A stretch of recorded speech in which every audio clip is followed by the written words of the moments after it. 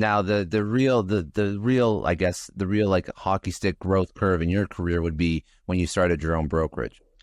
Yeah. So what differentiated you that made you, because now look at where you're at. Like this is this is the epitome of real estate and commercial real estate. You're there now. How'd you get there? Correct. Yeah. So, I mean, one, when I talk to younger people, I think one important lesson is don't be afraid of moving on from success, right? Because think about it. I was 30 years old at the time. I had only been in the business a year and a half, and I was fortunate to be, the top salesperson in that real estate company with probably, 40 brokers, a year and a half in.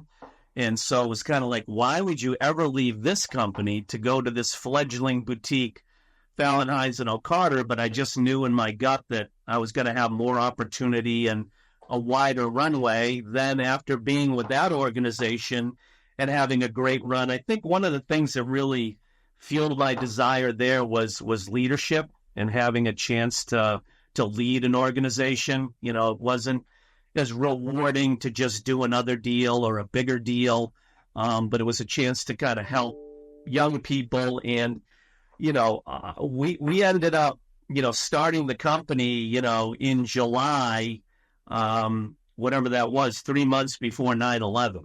So talk about terrible timing. We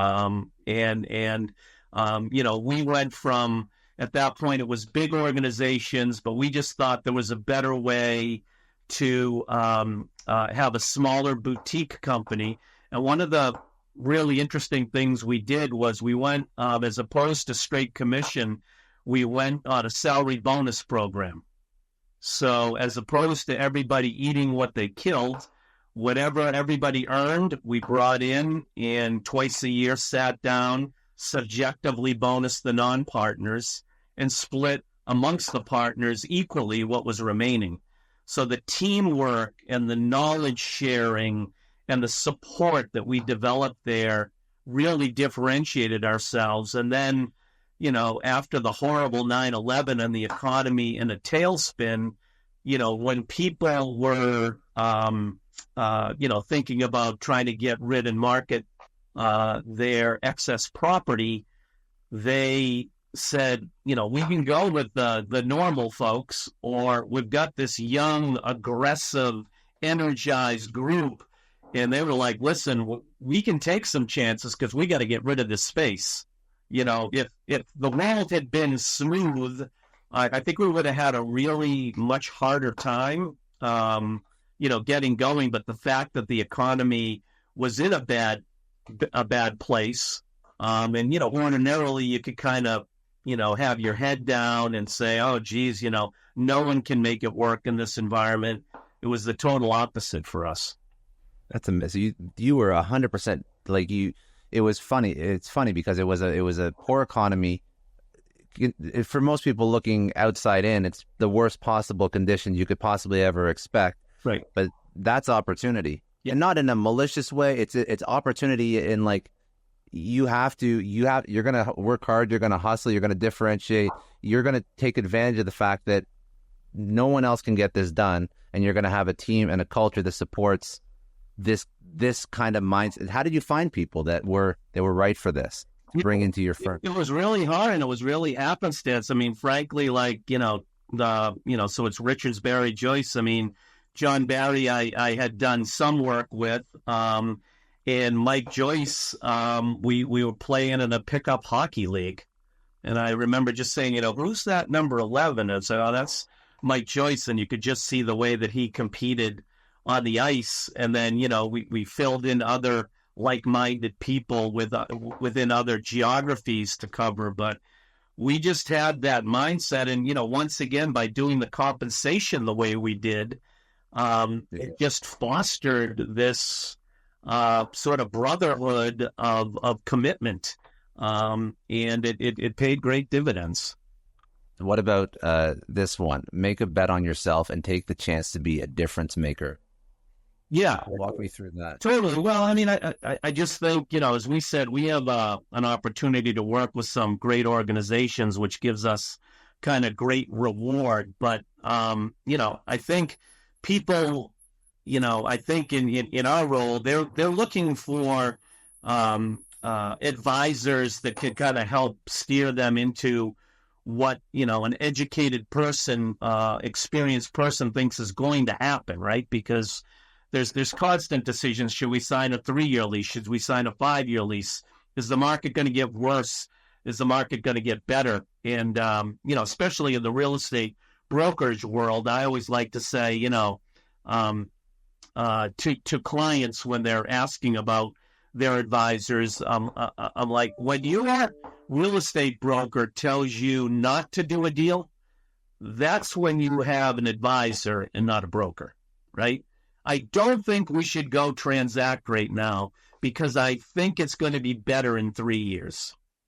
You're not going to find a lot of salespeople that are going to say, I'm going to turn down today's commission because, hopefully I'll be working with this company in 3 years and we will transact. So, that's what I mean by making a bet on yourself. And it's once again, people that kind of get stuck in roles that after a while they just don't find rewarding.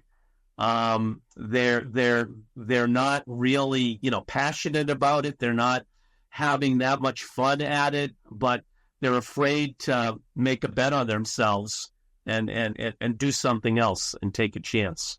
Finish as strong as you start. And obviously, everybody thinks that'll make sense. But what have you seen we could talk about in a commercial real estate context, sales context, just as a good business individual or professional?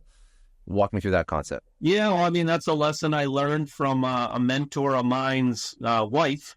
Was the headmaster of a private school where 2 of my kids went, and she was always like, finish strong. It's sometimes easy to, start things, get almost to the finish line and fade. You got to get through the finish line and be just as engaged at that point in time as when you were first even, pitching a project. So it's just so important. And it happens in real estate all the time, especially in commercial real estate where, you get to like an MOU, or it's called a letter of intent in real estate, where you nail the business terms and then you start negotiating the actual lease document. And there's a lot of people that just get it to the business, to the LOI, and then just kind of keep their fingers crossed that everything's going to work out and the 2 attorneys are going to work through the lease. That's not how we work. We provide extensive lease comments to the in-house counsel or outside counsel for our clients and are on every lease negotiation call. You can fade early or you can stay on. And I think our clients really appreciate it. And, once again, the Cushman resources, we have people in our organization that are attorneys and operating expense experts and measurement of properties experts and project management experts that dig into every detail of that lease. And that's how you separate yourself from the pack of dropping off before you even started talking about, issues that'll cost hundreds of thousands, if not millions of dollars over the course of a, 15-year major lease.